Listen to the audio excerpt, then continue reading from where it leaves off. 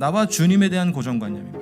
나는 어느 정도 주님을 고정관념으로 정해놨어요. 그러니까 주님이 박스면 그 박스 바깥에서 주님은 이럴 거야 라고 생각하는데, 여러분 이것에 대해서 우리가 가지고 있는 고정관념이 아마 가장 제일 크지 않을까라는 생각을 합니다. 44절을 보시면 베드로가 이 말을 할 때 성령이 말씀 듣는 모든 사람에게 내려오시니, 45절에 베드로와 함께 온 할례 받은 신자들이 이방인들에게도 성령 부어주심으로 말미암아 놀라니 라고 되어 있습니다. 이방인들이 방언을 말하고 하나님을 막 높이 찬양하고, 성령 받은 사람들은 성령 받음이 뭔 줄 알기 때문에 이 사람들이 깜짝 놀랐어요. 여러분 사실은 기적같이 보이는 일이지만 사실은 상식이거든요. 하나님을 찬양하고 복음을 받아들였을 때 성령이 임해서 나타나는 역사는 굉장히 상식입니다. 그런데 고정관념이 이 사람들은 성령 못 받아였던 거죠. 그런데 성령을 딱 받으니까 너무 놀랐는데, 심지어 세례 받은 사람이라고 표현했던 이유는 아마도 유대인이거나 아니면 기존 신자들을 더 강조하기 위해서, 저 사람들은 세례도 안 받았는데 무슨 성령을 먼저 받아? 라고 하는 어떤 자신들이 만들어 놓은 매뉴얼대로 신앙생활을 하기를 원했던 사람 아닐까 싶습니다. 그래서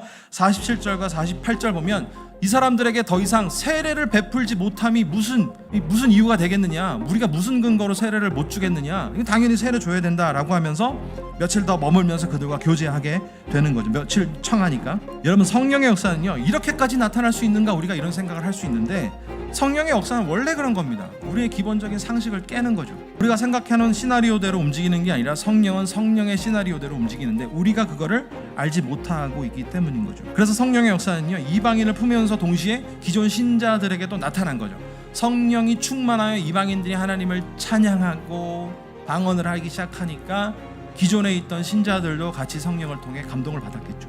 그러니까 당장 나온 게 뭐냐면, 세례를 못 줄 이유가 뭐냐, 이렇게 얘기하게 된 거 아니겠습니까? 여러분 주님은 어떻게든지 역사하시면 뒤집히는 건 시간 문제죠. 여러분 우리는 영적으로 어떤 고정관념이 있냐면, 하나님을 그냥 만들어 놓은 거죠.